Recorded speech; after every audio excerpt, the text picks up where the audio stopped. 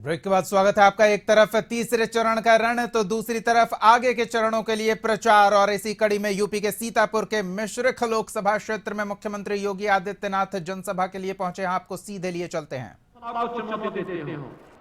राम को नकारते हो, कृष्ण को नकारते हो, राष्ट्र नायकों का अपमान करते हो, साधु संतों के प्रति अपमानजनक टिप्पणी करते हो, राम भक्तों पर गोली चलाते हो और आतंकवादियों के मुकदमे में वो वापस लेते हो। वे लोग ये काम नहीं कर सकते। ये काम केवल राम भक्त ही कर सकते हैं और काम केवल भारतीय जनता पार्टी ही कर सकती है। और यही कहने के लिए भाइयों आज मैं आपके बीच आया हूं। आपने देखा होगा बदलते हुए भारत को मोदी जी के नेतृत्व में आज एक नया भारत का दर्शन पूरा देश कर रहा है। और बहनों और भाइयों, आज तीसरे चरण का मतदान भी हो रहा है। दो चरण पहले संपन्न हो चुके हैं। दो चरण में 191 सीटों पर चुनाव हुआ। तीसरे चरण में 94 सीटों पर फिर से चुनाव हो रहे हैं। यानी आज के बाद आधा चुनाव संपन्न हो चुका होगा। आधा चुनाव संपन्न होने का मतलब जो दुनिया देश की आवाज है, फिर एक बार 400 पार, फिर एक बार ये जो 400 पार का जो लक्ष्य है भाइयों, यह नजदीक आ चुका है। और इसके लिए आप सबको लगना पड़ेगा। एक सीट का हिसाब करना पड़ेगा। और तब फिर एक बार मोदी सरकार आएगी और अब की बार 400 पार का लक्ष्य भी पूरा होगा।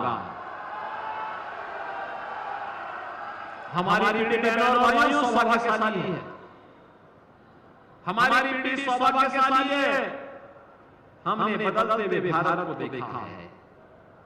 आप कह सकते हैं वर्तमान पीढ़ी कह सकती है, वर्तमान नौजवान कह सकता है, वर्तमान नागरिक कह सकता है, हमारे ऋषि मुनियों को, संतों को, साधु संतों को, जिन्हें इस लोक में अपने भक्तों को और परलोक में अपनी गुरु परंपरा को जवाब देने वाला वे कह सकते हैं कि हमने वह काल देखा है जब प्रभु राम अयोध्या में विराजमान हुए हैं, जिसके लिए पीढ़ियां खप गई, लेकिन हमने अयोध्या में वो दिन देखे हैं।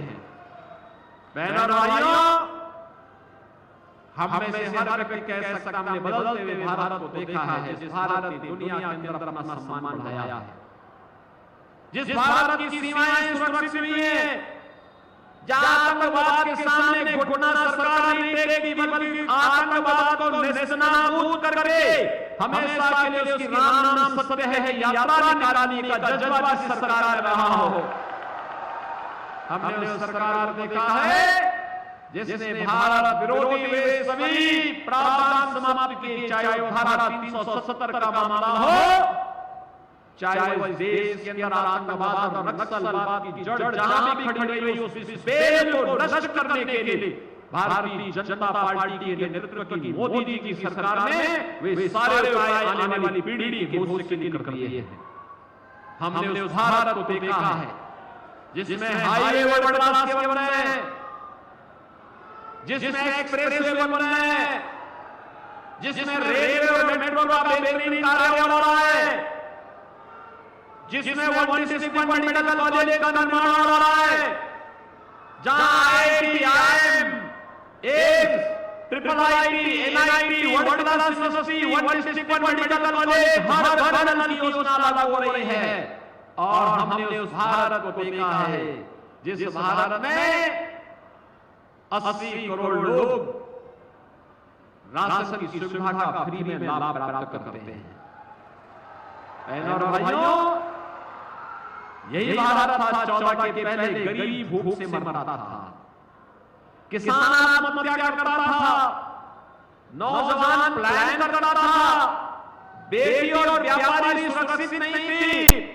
2014 के बाद मोदी जी के नेतृत्व में कितना परिवर्तन हुआ है। 80 करोड़ लोग फ्री में राशन की सुविधा का लाभ प्राप्त कर रहे हैं। 7 करोड़ लोगों को आयुष्मान भारत में 5 लाख रुपए की स्वास्थ्य बीमा का कार्ड मिल चुका है। हर साल 5 लाख रुपए की फ्री में दवा करा सके हैं। और बहनों और भाइयों, 50 करोड़ गरीबों के लिए जन धन अकाउंट खुल गए हैं। पैसा दिल्ली या लखनऊ से आएगा, सीधे उसके खाते में जाएगा, बीच में कोई मध्यस्थ नहीं रहेगा। गरीब का पैसा गरीब के पास आएगा। बहनों और भाइयों, 12 करोड़ किसान सम्मान निधि का लाभ प्राप्त कर रहा है। 12 करोड़ घरों में शौचालय बन गए हैं।